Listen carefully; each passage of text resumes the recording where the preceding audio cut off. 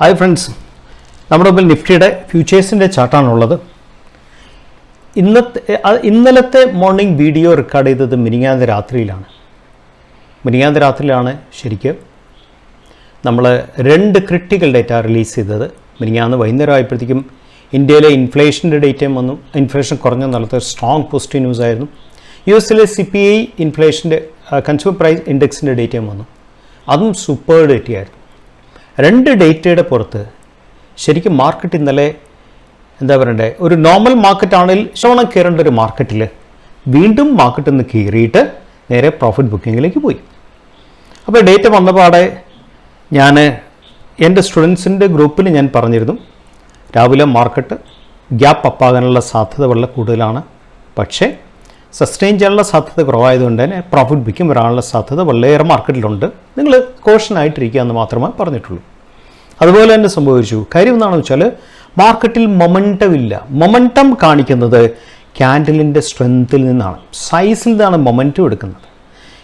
ഇതൊക്കെ മൊമെൻറ്റം ക്യാൻഡിൽസാണ്. ഒന്നാമത്തെ കാര്യം. 3 ക്യാൻഡിൽ മൊമെൻറ്റം വന്നിട്ട് ബാക്കി മൊമെൻറ്റം കംപ്ലീറ്റ് വീക്കാക്കുക. കാര്യം എലക്ഷൻ കംപ്ലീറ്റ് പ്രൈസ്ഡ് ഇൻ ആണ്. മാർക്കറ്റ് പ്രൈസ്ഡ് ഇൻ ആയി കഴിഞ്ഞിന് പ്രൈസ് ആകാനൊന്നുമില്ല. പിന്നെ എന്തുകൊണ്ട് മാർക്കറ്റ് താഴെ പോകുന്നില്ല എന്ന് വെച്ചാൽ ഇപ്പോഴത്തെ യുഫോറ എന്ന് പറയുന്നത് ബഡ്ജറ്റാണ്. ജൂലൈ 1-ാം തീയതി വരാൻ പോകുന്ന ബഡ്ജറ്റിനെ കുറിച്ചുള്ള യുഫോറയാണ്, ഡിസ്കഷൻസാണ് പൊതുവെ മാർക്കറ്റിലുള്ളത്. ആ ഒരു ഒരു താൽക്കാലികമായിട്ടുള്ള ഒരു സപ്പോർട്ടിനെ കൊടുത്ത് മാർക്കറ്റ് പിടിച്ചു നിൽക്കുകയാണ് ചെയ്യുന്നത്. ഒരുപക്ഷെ ബഡ്ജറ്റ് സീസണിൻ്റെ സമയത്തോ ബഡ്ജറ്റിന് 1-2 ദിവസം മുമ്പൊക്കെ വേണമെങ്കിൽ ഒരു ക്ലൈമാക്സ് ക്യാൻഡിൽ വേണം. ഇതിനെ കട്ട് ചെയ്തൊക്കെ പോയതിന് ശേഷം നല്ല പ്രോഫിറ്റ് ബുക്കിൽ വരാനുള്ള സാധ്യത കൂടുതലുണ്ട്. എനിവേ കറൻറ്റ് സ്റ്റേറ്റിൽ മാർക്കറ്റിൽ മൊമെൻറ്റം വളരെ വീക്കാണ്. മൊമെൻറ്റം വീക്കാൻ തുടങ്ങിയത് ഈ ക്യാൻഡിലുമാണ്. 10-ാം തീയതി ക്യാൻഡിൽ മൊമെൻറ്റം വീക്കാൻ തുടങ്ങി. അതിനുശേഷം 11, അതിനുശേഷം 12, അതിനുശേഷം 14 ക്യാൻഡിൽസിലും മൊമെൻറ്റം വീക്കാണ്. അത് കാണിക്കുന്ന RSI നോക്കുന്നത്. RSI ഇന്നും RSI 59.06 വന്നിരിക്കുന്നത്. RSI ഇപ്പോഴും 60-ൽ കയറിയിട്ടില്ല. ഈ ക്യാൻഡിൽ ഇവിടെ എല്ലാം ഹിറ്റ് ചെയ്ത് നിൽക്കുക. ഈ ഒരു ട്രെൻഡ് ലൈനെ ഹിറ്റ് ചെയ്ത് നിൽക്കണം. അതിന് മേളിൽ പോകാനായിട്ടുള്ള പവർ ഉണ്ടായിട്ടില്ല. നോക്കൂ, ഇന്ന് ഓപ്പൺ ചെയ്ത് തന്നെ ഇന്നലെ ക്ലോസ് ചെയ്തത്, മാർക്കറ്റ് ക്ലോസ് ചെയ്തത് 23,355 ഇന്ന് ഓപ്പൺ ചെയ്തത് 23,461 ഓപ്പൺ ചെയ്തത്. സംതിങ് അറൗണ്ട് 106 പോയിന്റ് കൂടുതൽ ഓപ്പൺ ചെയ്തത്. അതിന് ഓപ്പൺ ചെയ്തിട്ട് മാർക്കറ്റ് 23,482 ഹൈ ഹിറ്റ് ചെയ്തു. ദാറ്റ് മീൻസ് ഇന്നലത്തേനെക്കാട്ടിലും ഇന്നലെ 23,355 നിന്നും ഇന്ന് ഹൈ ഹിറ്റ് ചെയ്ത് 23,452 130 പോയിന്റോളം കയറിയതിന് ശേഷം മാർക്കറ്റ് കംപ്ലീറ്റ് പ്രോഫിറ്റ് ബുക്കിംഗ് വന്നിട്ട് മാർക്കറ്റ് ലാസ്റ്റ് ഫൈനലി 42 പോയിന്റാണ് ആകെ കൂടിയിരിക്കുന്നത്. ഇന്നലെ പറഞ്ഞ സ്റ്റാറ്റിക് വോളറ്റിലിറ്റി കോൺട്രാക്ഷൻ ലെവലിൽ തന്നെയാണ് പ്രൈസ് വന്നിരിക്കുന്നത്. ഒരു വ്യത്യാസമില്ല. അതുപോലെ നിങ്ങൾ വോളിയം, ഇന്നത്തെ വോളിയം നോക്കൂ. വോളിയം ഉണ്ടോ? വോളിയം കോൺട്രാക്ഷൻ തുടങ്ങിയതിന് ശേഷം ഈ കഴിഞ്ഞ 4-ാം തീയതി തുടങ്ങിയ വോളിയം കോൺട്രാക്ഷനാണ്. അതിനുശേഷം കംപ്ലീറ്റ് വോളിയം കുറഞ്ഞുകൊണ്ടിരിക്കുക. കാര്യം മാർക്കറ്റ് ഡൾ ഫേസിലേക്ക് വന്നിരിക്കുകയാണ്. വോളിയം കുറവെന്ന് വെച്ചാൽ കാണിക്കുന്ന കാര്യം എന്താ? നൈദർ ബയർ നോ സെല്ലർ, രണ്ടുപേരും ഇൻട്രസ്റ്റഡ് അല്ല. എല്ലാവരും കോഷനായിട്ടിരിക്കുക. എല്ലാവർക്കും ഒരു പക്ഷേ മാർക്കറ്റ് ഒരു പ്രോഫിറ്റ് ബുക്കിങ്ങിൽ പോകാനുള്ള സാധ്യത ഉണ്ട്. അതൊക്കെയുള്ള ചിന്ത കൊണ്ട് പല ആൾക്കാരും പൊസിഷൻ ബിൽഡപ്പ് ചെയ്യുന്നില്ല. പൊസിഷൻ ബിൽഡപ്പ് ചെയ്ത ആൾക്കാർ ഇന്നലെ മാർക്കറ്റ് ഒരു കയറി കണക്കുള്ള ഒരു കയറ്റത്തിൽ ബുക്ക് ചെയ്ത് നല്ല ശതമാനം പ്രോഫിറ്റ് ആക്കിക്കൊണ്ടിരിക്കുകയാണ്. കാര്യം ഇനിയത്തെ ഒരു പ്രൈസിനാകേണ്ട കാര്യം ബഡ്ജറ്റാണ്. സോ നെക്സ്റ്റ് 2 ആഴ്ചയോടെ കഴിയുമ്പോൾ ബഡ്ജറ്റും കൂടെ കഴിയുമ്പോഴത്തേക്കും അത് പിന്നെ നമ്മൾ ശ്രദ്ധിക്കേണ്ട Q1 റിസൾട്ട് സീസണിലേക്ക് മാർക്കറ്റ് കിടക്കുകയാണ്. 2 ആഴ്ചയോടെ കഴിഞ്ഞ് ബൈ ജൂലൈ 12-13 ആകുമ്പോൾ സീസൺ സ്റ്റാർട്ട് ചെയ്തു. അതുകൊണ്ട് തന്നെ ഒരു അടുത്ത വോളറ്റൈൽ ഫേസിലേക്കാണ് മാർക്കറ്റ് കടക്കാൻ പോകുന്നത്. ബഡ്ജറ്റ് കഴിയുമ്പോഴത്തേക്കും സീസൺ കൂടെ തുടങ്ങുന്നു. ആ സമയത്ത് എന്താ സംഭവിക്കേണ്ടത്? ശരിക്കും റിസൾട്ട് വീക്കാവുന്ന സ്റ്റോക്കുകളിൽ നല്ല പ്രോഫിറ്റ് ബുക്കിനാനുള്ള സാധ്യതകൾ വളരെ കൂടുതലാണ്. കാര്യം ഓൾറെഡി ഹൈ റിച്ച് വാല്യുവേഷനിലാണ് പല സെക്ടേഴ്സും പല സ്റ്റോക്കുകളും ഉള്ളത്. അതിൻ്റെ കൂടുതൽ റിസൾട്ടും കൂടെ ഏതെങ്കിലും സ്റ്റോക്കുകളിലെയോ അല്ല സെക്ടേഴ്സും റിസൾട്ട് വീക്കായി കഴിഞ്ഞാൽ അതിൻ്റെ അകത്ത് ഹ്യൂജ് ആയിട്ടുള്ള പ്രോഫിറ്റ് ബുക്കിംഗ് വരാനുള്ള സാധ്യതകൾ നമുക്കൊരിക്കലും തള്ളയ്ക്കാനായി സാധിക്കത്തില്ല. സോ നമുക്കും വളരെ കെയർഫുള്ളായിട്ട് നിൽക്കാം. കാര്യം നമ്മളെ സംബന്ധിച്ചും ഇത്രയും പ്രൈസ്ഡായ മാർക്കറ്റാണ്. ഇലക്ഷൻ്റെ പ്രൈസിന് മുഴുവൻ കഴിഞ്ഞു. ഇതിന് പ്രത്യേകിച്ച് ന്യൂസൊന്നുമില്ല.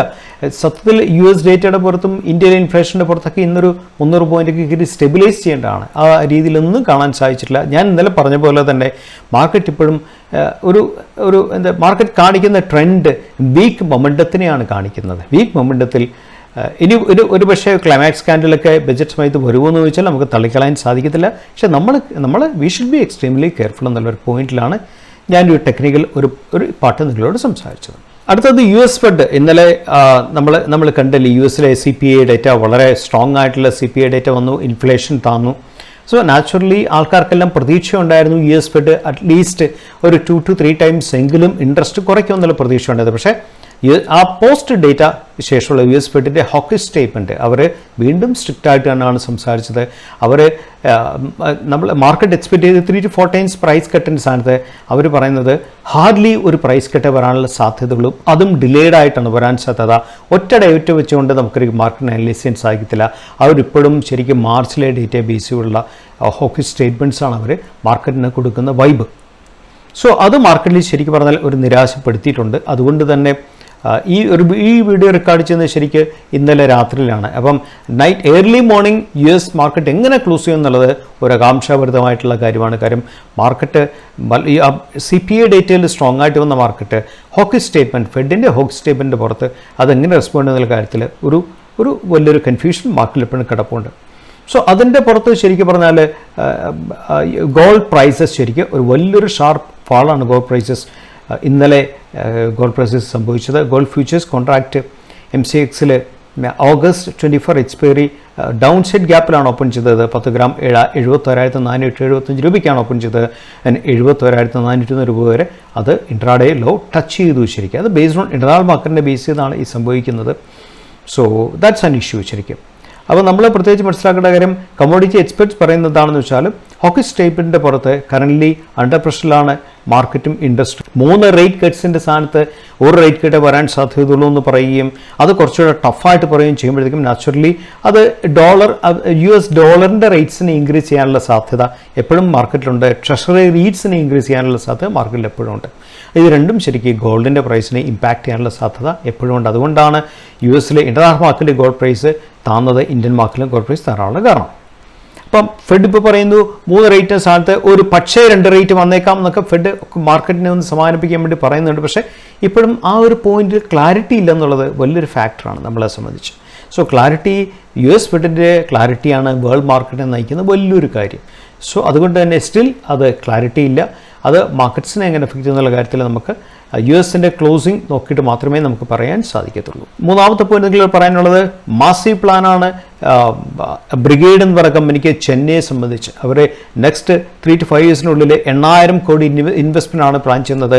അപ്പാർട്ട്മെൻറ്റ്സ് ആയിട്ട്, റെസിഡൻഷ്യൽ വില്ലാസ് ആയിട്ട്, ബംഗ്ലാവ്സ് ആയിട്ടൊക്കെ അവരുടെ ഹ്യൂജ് പ്ലാനാണ് ചെന്നൈയിൽ വരാൻ പോകുന്നത്. ബ്രിഗേഡ് എന്ന് പറഞ്ഞാൽ കണ്ടിന്യൂസ് ആയിട്ട് പെർഫോം ചെയ്യുന്നൊരു കമ്പനിയാണ്. അതുകൊണ്ട് തന്നെ തീർച്ചയായും ഈ കമ്പനിയെക്കുറിച്ച് നിങ്ങൾ കൂടുതൽ പഠിക്കുക, കൂടുതൽ മനസ്സിലാക്കുക.